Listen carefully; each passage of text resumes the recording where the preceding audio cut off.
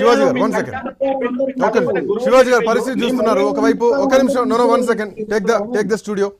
శివాజీ గారు ఒక నిమిషం. I'll come back to you. మీ దగ్గరకు వస్తాను. లింగం యాదవ్ గారు I'll come back to you. మీ దగ్గరకు వస్తాను. ఒకటే శ్రీకాంత్ గారు ఒకటే చెప్తున్నా, కేటీఆర్ గారిని ఎవరిని గారిని తిట్టని అవసరం లేదు. ఇప్పుడు ఏంటంటే దోపిడి జరిగింది. తిట్ల గురించి మనం పెట్టుకుంటే డిబేట్ సరిపోదు. చర్చ ఏం పెట్టింది, ఏం మాట్లాడుతున్నావు? One second. No. This is not correct. Please. TRS party మాత్రమే లేదు డిబేట్ లా. కొంచెం ఒక్క నిమిషం. మీ ఇద్దరు మాత్రమే లేరు. Please cooperate. దయచేసి ఆయన పాయింట్ అయిపోయిన తర్వాత మీరు మాట్లాడండి. సారీ, టైం వేస్ట్ చేయొద్దు. Welcome back. శివాజీ గారు ఒక నిమిషం. ఒకవైపు స్థానిక సంస్థల ఎన్నికలు నడుస్తున్నాయి. ఇప్పటికీ భారతీయ రాష్ట్ర సమితి టీఆర్ఎస్ పార్టీ కాస్త బీఆర్ఎస్ పార్టీగా మారిపోయింది. బీఆర్ఎస్ పార్టీగా మారిన తర్వాత స్థానిక సంస్థలు 2 ఎలక్షన్స్ అయిపోయినాయి. అసెంబ్లీ ఎలక్షన్స్ పోయినాయి, పార్లమెంట్ ఎలక్షన్స్ పోయినాయి. దాంట్లో ఓటమి పాలు కావడం జరిగింది. పార్లమెంట్ లోక్సభ ఎన్నికల్లో ఒక స్థానం కూడా రాలేదు. సో ఇట్లా నేపథ్యంలో వైపు జిహెచ్ఎంసీ ఎన్నికలు తొందరలోనే, అటు స్థానిక సంస్థల ఎన్నికల్లో ఇట్లాంటి పరిస్థితుల్లో కేటీఆర్ మాట్లాడినట్టు పక్క రాష్ట్రం గురించి మాట్లాడినటువంటి మాటలు అవసరమా? ఇది ఈ ఎన్నికల వేళ పార్టీకి లాభమా నష్టమా? అంత ప్రేమ గురించాల్సినటువంటి అవసరం ఏముంది రాజకీయంగా? విషయం చెప్పాలంటే, సుస్పష్టంగా చెప్పాలంటే, కేసీఆర్ గారు టీఆర్ఎస్ పార్టీని బీఆర్ఎస్ పార్టీగా చేసిండు. అది దేశ పార్టీనా లేదంటే తెలంగాణ రాష్ట్ర పార్టీని ఫస్ట్ ఆఫ్ ఆల్ వాళ్ళు తేల్చుకోవాల్సినటువంటి విషయం ఉన్నది. ఇంతకుముందుకు మిత్రుడు మాట్లాడినప్పుడు అది ఆంధ్రప్రదేశ్కి సంబంధించినటువంటి విషయం, ఇక్కడ ఏం సంబంధం ఉన్నది దాని గురించి మాట్లాడాలని చెప్పేసి వాళ్ళు మాట్లాడుతున్నటువంటి అంశంలో భాగంగా మరి చంద్రబాబు నాయుడు గారు మరి అరెస్ట్ అయినప్పుడు ఇప్పుడు దేశ పార్టీ మేము ఎక్కడైనా మాట్లాడతామని చెప్పేసి మరి బీఆర్ఎస్ పార్టీ మాట్లాడినప్పుడు మరి అక్కడ ఆంధ్ర రాష్ట్రంలో అక్కడ ఉన్నటువంటి ప్రతిపక్ష నాయకుడు చంద్రబాబు నాయుడు, మాజీ ముఖ్యమంత్రి, ఆయన అరెస్ట్ అయినప్పుడు హైదరాబాద్లో ఇక్కడ ధర్నాలు చేసినప్పుడు మరి బీఆర్ఎస్ పార్టీ వాళ్ళు ఏమని మాట్లాడారు? కేటీఆర్ ఏడ మాట్లాడారు? ఆంధ్రప్రదేశ్ లో పోయి చేసుకోవాలి. మీకు హైదరాబాద్ లో మీకేం సంబంధం ఉంది? హైదరాబాద్ పక్క రాష్ట్రం సమస్యలు మీకేం సంబంధం ఉన్నది అని చెప్పేసి ఇక్కడ మాట్లాడినటువంటి సందర్భం మనకు అందరికి కూడా తెలుసు. ఇంకొకటి, జగన్ గారు మాకు అత్యంత సన్నిహితంగా ఉన్నారని చెప్పి ఈ రోజు టీఆర్ఎస్ పార్టీ మాట్లాడుతున్నారు. మరి 7 మండలాల సమస్య ఎందుకు పరిష్కరించలేకపోయారు ఇప్పటి వరకు?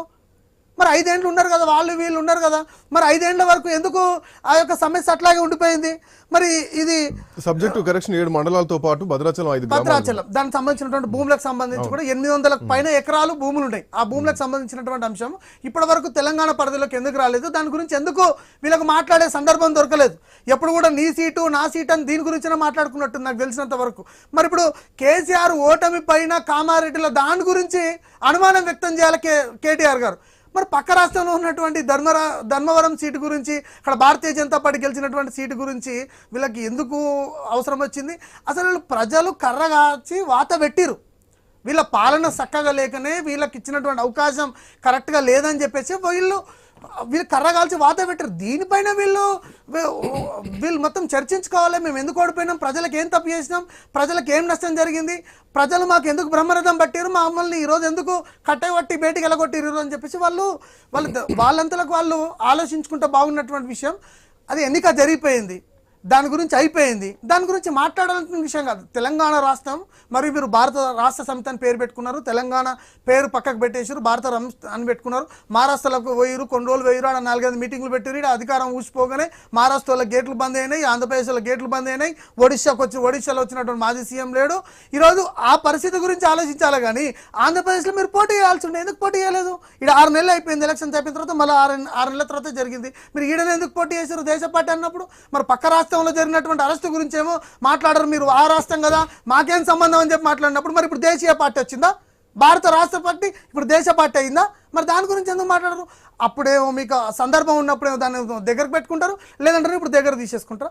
దీని గురించి కూడా బీఆర్ఎస్ పార్టీ వాళ్ళు స్పష్టంగా ఉండాలి. మీరు ఫస్ట్ తెలంగాణలో రాజకీయం చేస్తారా, దేశంలో రాజకీయం చేస్తారా, మీరు ఎందుకు ఓడిపోయారు, దేనికోసం ఓడిపోయారు, మీ ముఖ్యమంత్రి దేనికోసం ఓడిపోయాడు, ఫస్ట్ ఆఫ్ ఆల్ మీ అధ్యక్షుడు దేనికోసం ఓడిపోయాడు, ప్రజలు ఎందుకు కాల్చి వాత పెట్టారు అనే దానిపైన స్పష్టంగా వాళ్ళు రావాల్సినటువంటి అంశం ఉన్నది. ఇంకోటి కాంగ్రెస్ పార్టీ, ముఖ్యంగా కాంగ్రెస్ పార్టీ గురించి మాట్లాడాలి.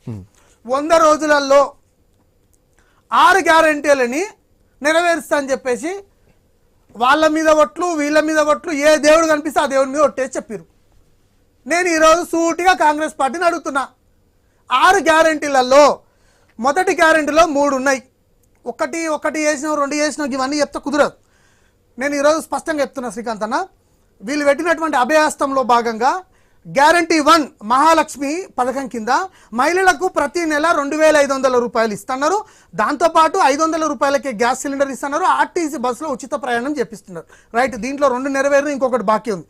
రైతు భరోసా ప్రతి ఏటా గ్యారంటీ 2 రైతులకు కౌలు రైతులకు ఎకరానికి 15,000 రూపాయలు, వ్యవసాయ కూలీలకు 12,000 రూపాయలు, వరి పంటకు క్వింటాలకు 500 రూపాయలు బోనస్ ఇస్తామని చెప్పారు. ఇది గ్యారంటీ 2. గ్యారంటీ 3 ప్రతి కుటుంబానికి 200 యూనిట్లు ఉచిత విద్యుత్ ఇస్తున్నారు. రైట్, దీని గురించి నేను మాట్లాడతా. 50% అమలు జరిగింది, 50% అమలు జరుగుతలేదు. ఈరోజు గుడి చేసుకున్నవానికి కరెంటు బిల్లు లేదు, కరెంటు ఇల్లు స్థలం లేదు, వానికి కరెంటు సంబంధించడం లేదు, దీపం పెట్టుకొని బతున్నాడు. వానికి ఏం చేస్తారో చేయరు. ఇందిరమ్మ ఇండ్లు అన్నారు, ఇల్లు లేని వారికి ఇంటి స్థలం మరియు 5 లక్షల రూపాయలు ఇస్తామన్నారు. ఉద్యమకారులకు 200 చదరపు గజాల జాగా ఇచ్చి ఇల్లు కట్టిస్తున్నారు. యువ వికాసం గ్యారంటీ 5 విద్యార్థులకు 5 లక్షల విద్యా భరోసా కార్డు ఇస్తున్నారు. ప్రతి మండలంలో ఇంటర్నేషనల్ స్కూల్ తీసుకొస్తున్నారు. గ్యారంటీ 6 చేయుత 4,000 వారు పెన్షన్ ఇస్తున్నారు. రైట్, ఇస్తున్నారు. 10 లక్షల రూపాయల రాజీవ్ ఆరోగ్య బీమా. దీంట్లో 3 నెరవేరినాయి. ఈ మిగతా దాంట్లో గురించి ఎవరు మాట్లాడాలి? 100 రోజులు పోయింది, 200 రోజులకు వచ్చింది. ఇది ఎప్పుడు నెరవేరుస్తారు? విద్యార్థులు రోడ్ల మీద ఎక్కడికక్కడ పట్టుకొని సస్తున్నారు. వాళ్ళ పైన ఇష్టం వచ్చినట్టుగా మాట్లాడుతున్నారు మంత్రులు. పోలీసు వాళ్ళు కొడుతున్నారు ఉద్యమకారులని, విద్యార్థులను మెడలు పట్టి బయటకు ఉంచుతున్నారు. ఆడవాళ్ళ పైన